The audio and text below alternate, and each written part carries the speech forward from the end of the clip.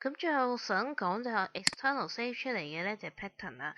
咁之前試過講 gradient 啦，介紹個少少倒有工具啦。咁呢個倒有工具同我哋小畫家都好似嘅，揀顏或者其他嘅graphical 嘅軟體啦，揀顏色啦，倒佢出嚟啦。咁你就發覺直接可以倒到，譬如 opacity 透明值大啲嘅，咁你發覺倒佢出嚟就我哋而家呢個色彩嚟嘅。咁倒油嚟講咧，我哋除咗可以揀foreground colour 就係你而家揀嘅呢刻呢個顏色啦。咁另外仲有 pattern 去選擇。咁啊 pattern 啊內建原裝咧，你會見到應該係呢個樣嘅呢兩個。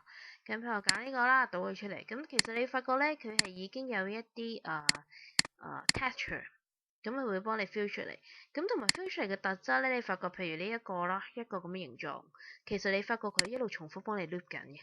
1、2、3、4、5，咁啊一路幫你 loop 落去。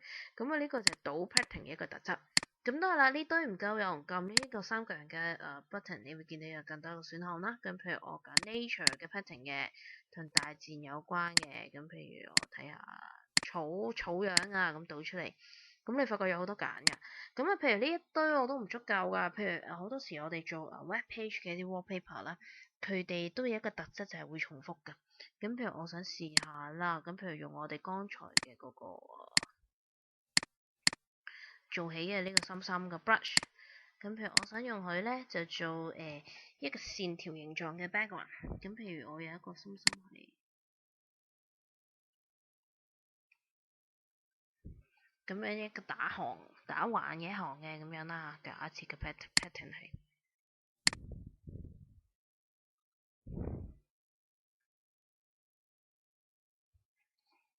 咁然後咧，我哋要做嘅咧就係 edit 嘅呢個位置，咁啊揀 define pattern，佢就會記住咗我哋而家呢個pattern 嘅嗰個狀態啦。咁譬如我叫佢做 hard，OK。咁啊，假設我而家開一個 file 咧個 size 比而家呢個更大嘅，咁啊譬如我而家開個大啲嘅，咁譬如我可能係3000乘以3000個 pixel 啦。咁你會見到我哋其實本來 original 呢個 pixel 咧，呢個做出嚟呢個 pattern 呢個 size 好細嘅，咁但係唔需要擔心，因為佢會自己幫我哋重複嘅。咁啊假設咧，而家呢個 file 呢個好大 file 嚟嘅，咁你會見3000乘3000啦。我揀翻倒油喺呢度揀最後一個選擇。咁通常你自己新啱啱 create 嗰個咧，佢應該都會擺喺最後嘅。咁然之後我就倒落去。咁你會見到佢會用我頭先 create 嘅嗰個 pattern 咧，不斷重複 film 我哋呢個畫面嘅。咁但係要注意一樣嘢咧，有時呢啲邊位咧，即個 pattern 因為佢會不斷幫你重複啊，佢個邊位未必係咁夾㗎。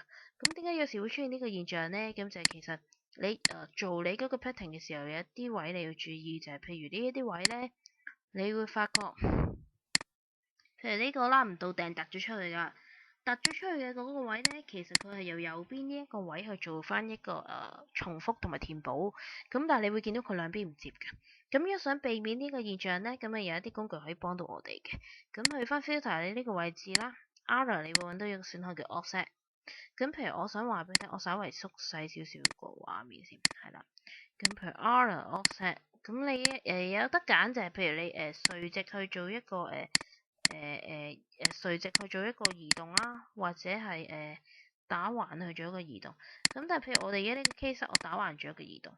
咁其實佢特質係點咧？其實佢會幫你一路將嗰嚿嘢搬嘅時候咧，你就會見到就係假如佢重複翻轉頭嘅時候，呢個就係我哋剛才邊緣嘅個位。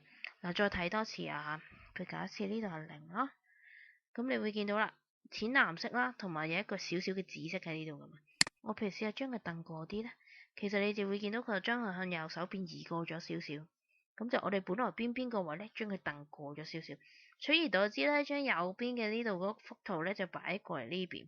咁其實我哋就可以睇到佢重複嘅時候會唔會有一啲問題嘅。咁啊，假設我記住呢個數字啦，加44嘅，咁啊 OK 咗佢。咁然後我哋要做嘅工作咧，就係修正呢一個位啊。咁譬如呢度，哎呀〜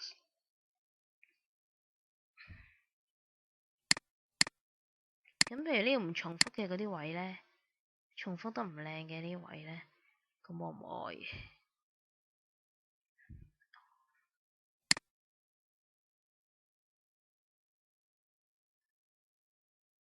然後揾翻我哋個 brush 啦，我哋可以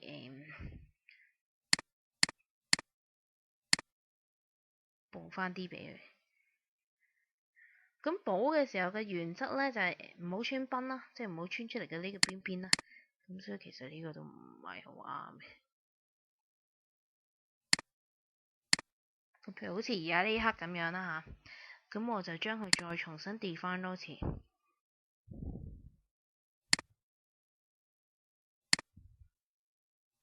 今次呢個係 new 嘅。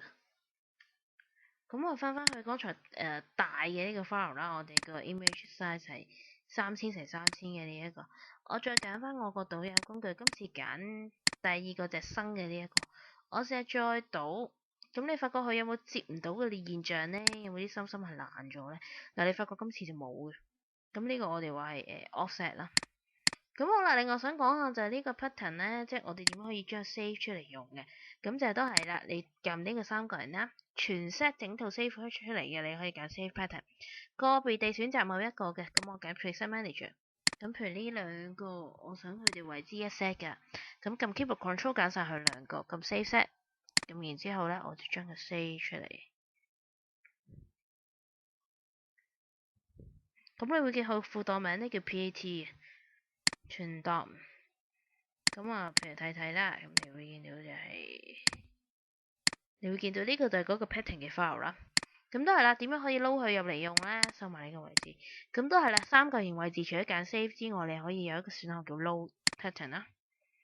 我揀我剛才 save 嘅嗰個 file，撈翻佢入嚟。